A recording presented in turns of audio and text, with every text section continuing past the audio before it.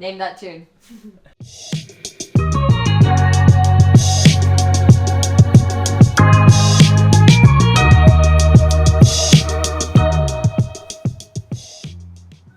What's up? So this is where I Live. Yep. Oh yeah, this is where I live.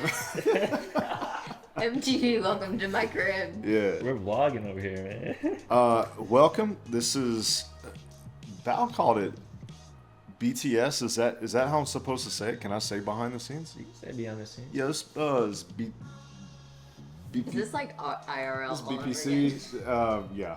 157. Man, just when you think you're hip, you realize there's a lot of acronyms that you don't know. This is behind the scenes. We are IRL. Is that right? Yeah. We're IRL doing some BTS. This is going terribly. We're recording I feel like I'm on my BlackBerry. an entire course that's going to be a part of the Institute. And this is a little confusing, so I'll explain it. There's BPR that is the gym.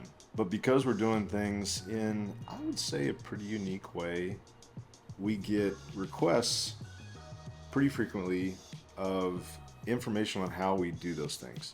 From just the fitness component, which is a combination of having people in a social group environment, but also having one-on-one touch points, all the way to coaching psychology, sleep, nutrition, social relationships, and lots of other components of health.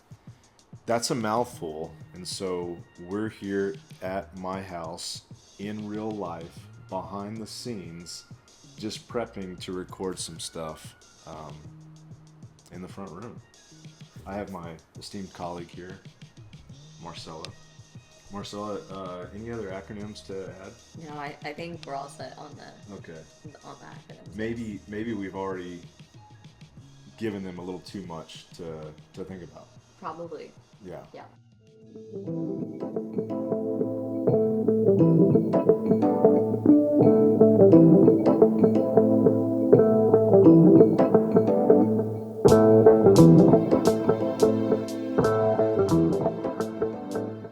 How's the day been going so far? And then let them know what we're about to get into now. Man, day's been good. Tell them what we've done so far. Tell them what we I'm recorded. like, what? Well, we just got done having a snicky snacky presented by Lauro and the tuna salad in my refrigerator. We've been filming all day, pretty much. Yeah, since 9 o'clock. It's 2:20-ish, so all day. And we're gonna film some more. Good content. Should be on the edge of your seat. What's been your favorite thing to talk about so far? What's the thing that you think you wish you had heard a long time ago versus having to like figure it out on our own? On the spot. This has been like a time capsule of like so many years of like strife and struggle. Yeah. What's jumped out to you as something that's like, God, man, I wish I had learned this the easy way instead of the hard way? Oh gosh, when it comes to the modules, I feel like literally almost all of them, from talking about how to change the intensity of training, but more specifically that would be for like my own personal athletic career. I was just learning that. But I think as a coach, the flows of how to have a great, productive one-on-one coaching session to me is like so valuable. Mm-hmm. Where I'm not just like seeing my client and saying like, hey, what's up? I feel good on that relationship side. So the learning how to really coach in the one-on-one setting, I think is just the most valuable. Yeah, there was a couple of examples that you went through, but even like hearing them, I was like, man, I know this is a framework, and I know that we're just kind of going through the steps and paces, but when you do it in that structure, and I really took that from you, like we had one form that we modified, and this one that we're using right now, those 4 steps, it feels like if I was the recipient of that, it would be hard to dance around like the objectives that we would try to cover. So it's really good. Can I give you my answer? Please. even after all these years, it's hard for me. I have to remind myself that you don't have to go to absolute failure. Like when Chad was saying that part, I was like, yeah, it is so true, and changing that in my own training. But I have to remind myself of that on almost a weekly basis. It's like, hey, like RARF2, like you're good. As soon as the speed slows down, like you're good. But it's brainwashed into me to go to like absolute failure, even if it's like hypertrophy, or even if it's like a a long sustainable session. So even saying that out loud, it's such a good reminder, and it feels like it shouldn't be true, but you actually have to like experiment with it to realize like, oh yeah, I'm actually getting the same results without being devastatingly sore, or I think more consistently like this like CNS train of doing that. That's a good lesson. Why are you excited about this course, and like why should the people that you guys are hoping to get on this course be excited? We were talking just yesterday, and earlier we said, people from time to time will ask us questions. Hey, how do you hybridize your training? What is the frequency? What is the structure? Some of these nuts and bolts. But before you started filming, and what we were talking about yesterday, is that this is stuff that I wish somebody had told me when I first started coaching. So in a way, the only people we're really catering to is like me in 2010, versus 2025, and information that I wish had been there. But I think as an industry, there's a small wave that's coming where we know what it looks like to take things to the extreme, and we know what it looks like to touch the electric fence and make training as hard as it possibly can. And when you zoom out and when ultimately you're trying to just live a more healthy life, that can be excessive, which a long time ago I didn't realize it could. I thought, well, the more excess there is, the more the rest of my life is going to be better. And I found the opposite to be true. And so in the last couple of years, it feels like clients are more receptive to that concept. Not how hard can I make the workout, but how can this be a really valuable and integral component of healthy living, which means it's not the maximum dose, it's actually the minimum, which is a wildly different way of thinking about this stuff. So our hope with this course is to present that in a way that makes sense, present it in a way to other coaches where if they've primarily just been training people in a group, if they've only been relying on high intensity, instead of just saying like, hey, switch things up, here's a step-by-step plan that they could actually take, remix, tweak, and make their own.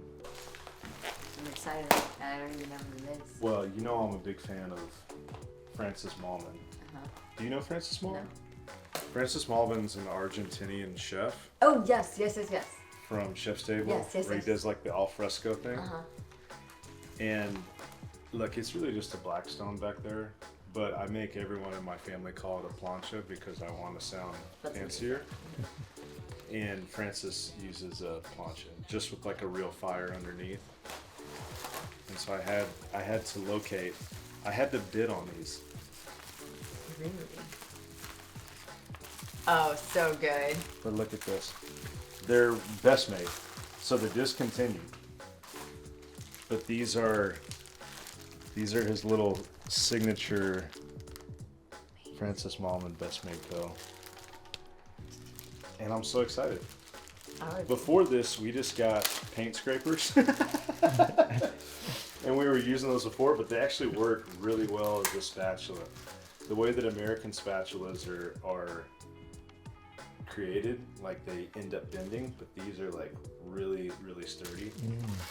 Anyways, that has nothing to do with fitness, but this has a lot to do with this has a lot to do with like holistic, healthy living. The 7th territory is fashion. Yes. And the 8th territory is cooking tools. Kitchen tools. Cooking tools. Okay. Sorry. You know what? Outside of shoes, my next favorite thing to collect is kitchen tools. What are you? Yeah. What are you vibing on right now? My wok. Yeah, I got like a really fancy wok. because I've been really into making different. Look at the craftsmanship of that. Wow, this is weighty. Whoa. Like if someone were to break into my house, this might be the first thing I grab. Not a bad tool. So a good wok, huh? What's the brand for your wok?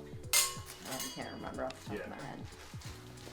But I've been really into making my own sauces, and it's been like very like Asian flair. So I felt like the wok was the only way I could really stir fry well. Have you used Chatty in that capacity? Oh yeah. That's a great use of Chat GPT. Where it's like, we did this last night with wings.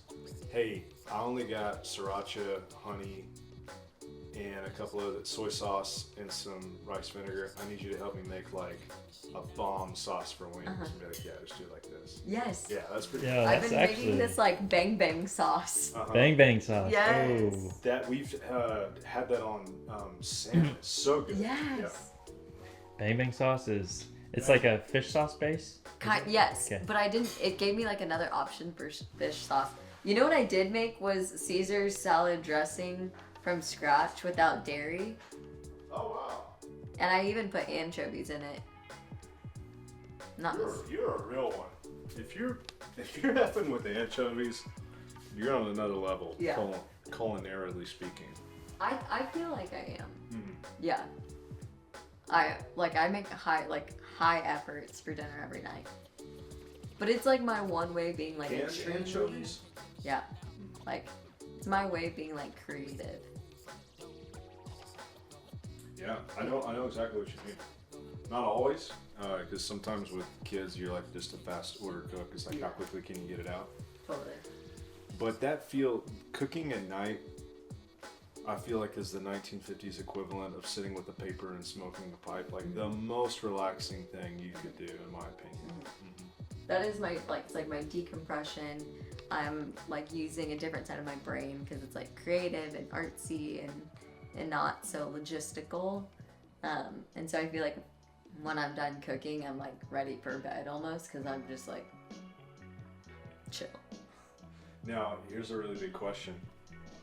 Is there a certain thing you wear to cook in? Is there a way we can fusion fashion and the culinary arts? No, but if you were to ask husband Spencer what he wish I wore, it would be an apron because 10 out of 10 times I will get something on my clothes and he is the laundry doer of our household and he has to spot clean more often than not because he's like, how did you get soy sauce on your back? And I'm like, I don't know. So every time we see an apron, he's like, do you need this? And I'm like, hey, is this your kind way of telling me that you wish I wore an apron so that you didn't have to spot clean my clothes? So to answer your question, no, I don't, but I probably will soon. Yeah. Yeah, good. Well, because I think like the reason I was asking was like, there's a ceremony, like what's the French term? Like I think it's pronounced mise en place. I always say it wrong, but it's basically like having everything in a certain position, which you don't need to do unless you're professionally cooking. But I think it's like the transition from really fast living to, hey, we're slowing down. I'm not gonna cook till I've got everything set, and then the final ceremony is putting the apron on. And then do you play music? I don't. Yeah, it's an immersive art. You don't need any distraction. Sometimes I'll play music. Sometimes look if I'm doing tacos, I may put Gypsy Kings on. Okay. we may do Hotel California. Yeah, Hotel California. That's so Mm. Yeah. That's so Good good. one. I We may play Bombaleo if we're doing like a little fajita night. Yeah. I typically listen to like comedy. Yeah. Yeah. And laugh and I'm like, But you're by yourself. yeah. Just chopping. I'm like, Just giggling. that's a good one. Yeah. We started at 9 a.m. It's 3:50, and besides some tasty barbecue and Asian food fusion, we basically shot all day. Lots of content.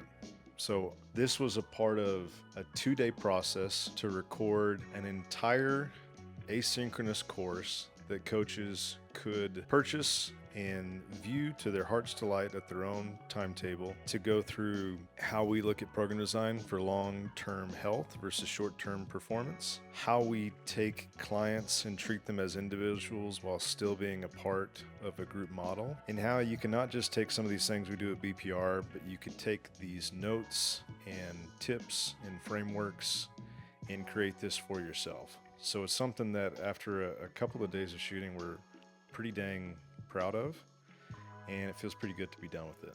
And that's it.